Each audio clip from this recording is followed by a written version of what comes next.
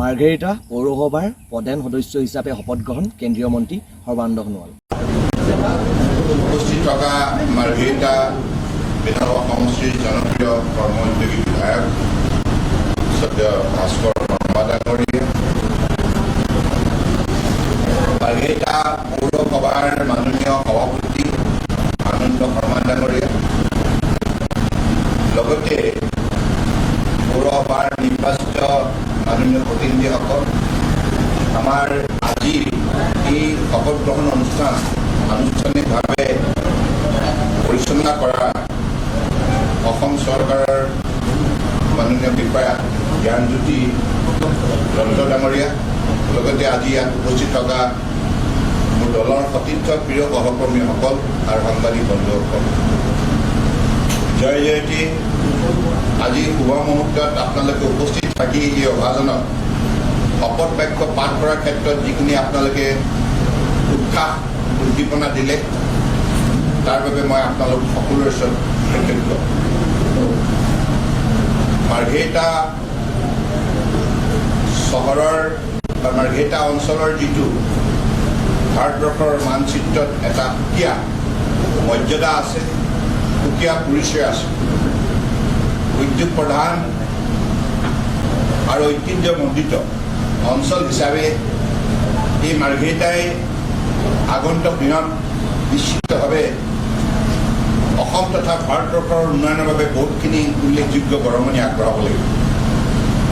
আৰু ইয়াত যিটো প্ৰাকৃতিক সৌন্দৰ্য, জৈৱ বৈচিত্ৰ্যৰ শক্তি আৰু ইয়াত বিভিন্ন জাতি জনগোষ্ঠীয়ে বসবাস কৰা সুন্দৰ এটি শক্তিশালী সমাজ ব্যৱস্থা, গতিকে এই মাৰ্ঘেৰিটাই নিশ্চিতভাৱে আগন্তুক দিনত বহুতখিনি কাম কৰিব লগা আছিল আৰু মাৰ্ঘেৰিটা চহৰখনক এখন আদৰ্শ চহৰ হিচাপে গঢ়ি তোলাৰ চিত্ৰৰ শক্তি আৰু ইয়াত বিভিন্ন জাতি জনগোষ্ঠীয়ে বসবাস কৰা সুন্দৰ এটি শক্তিশালী সমাজ ব্যৱস্থা, গতিকে এই মাৰ্ঘেৰিটাই নিশ্চিতভাৱে আগন্তুক দিনত বহুতখিনি কাম কৰিব লগা আছিল আৰু মাৰ্ঘেৰিটা চহৰখনক এখন আদৰ্শ চহৰ হিচাপে গঢ়ি তোলাৰ বাবে আমি সকলোৱে সংকল্পবদ্ধ হ'ব লাগিব।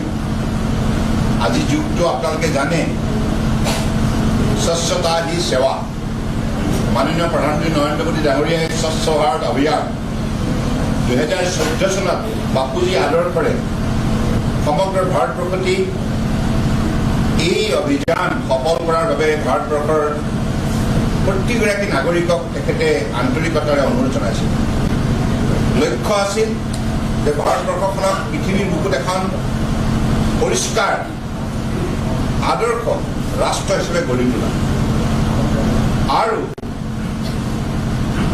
আমাৰ পৰিষ্কাৰ পৰিচ্ছন্নতা ঈশ্বৰৰ পৰায়ণতা, এই যিটো আমাৰ তাহানিৰ পৰাই প্ৰচলিত যিটো আমাৰ নীতি, আমাৰ যিটো আদৰ্শ, এই কথাবিলাক আমি নিশ্চিতভাৱে হৃদয়ংগম কৰিব লাগিব আৰু য'তেই পৰিষ্কাৰ তাতেই সংস্কাৰ। আৰু বৰ্তমান যিটো এই অভিযান চহৰ আৰু গাঁৱত এইবাৰ এটা নতুন দৃষ্টিভংগীৰে নিষ্ঠাৰে পালন কৰাৰ বাবে আহ্বান জনোৱা হৈছিল। স্বভাৱ স্বচ্ছতা আৰু সংস্কাৰ স্বচ্ছতা, গতিকে আমি আগন্তুক দিনত গোটেই আমাৰ পৰিৱেশটো সুন্দৰভাৱে আমি পালন কৰিব পাৰোঁ আৰু উঠি অহা ছাত্ৰ ছাত্ৰীসকলক বিশেষকৈ এই ক্ষেত্ৰত বিশেষভাৱে সজাগ কৰি তুলিব লাগিব, কাৰণ তেখেতসকলে ভৱিষ্যতৰ আমাৰ ৰাষ্ট্ৰৰ নাগৰিক। গতিকে তেখেতসকলৰ মাজত যদি এবাৰ চেতনা আহে, স্কুল পৰিষ্কাৰ, কলেজ পৰিষ্কাৰ, গাঁও পৰিষ্কাৰ, চহৰ পৰিষ্কাৰ, ৱাৰ্ড পৰিষ্কাৰ, প্ৰতিটো আৰু ৰাজপথ পৰিষ্কাৰ, গতিকে এনেধৰণে আমি যদি আমাৰ পৰিষ্কাৰ বাতাবৰণটো গঢ় দিব পাৰোঁ, নিশ্চিতভাৱে দেশ বিদেশৰ পৰা যিমানবিলাক পৰ্যটক মাৰ্ঘেৰিটালৈ আহে, বিভিন্ন ধৰণৰ কামত যিসকল আহে, তেখেতসকলে এইখন চহৰ দেখি নিশ্চিতভাৱে উচ্চ স্বৰে প্ৰশংসা কৰিব, যাৰ সেৱা আপোনালোকে পাব। এইখিনি কথাকে কৈ মই সকলোৰে প্ৰতি পুনৰ শ্ৰদ্ধা আৰু কৃতজ্ঞতা জ্ঞাপন কৰি মই এটা খবৰ মানেই এনি লাইভ 24/7 আৰু এনি লাইভ ডিজিটেল। যিকোনো খবৰৰ বাবে যোগাযোগ কৰক 9387734920 আমাৰ এই নম্বৰত।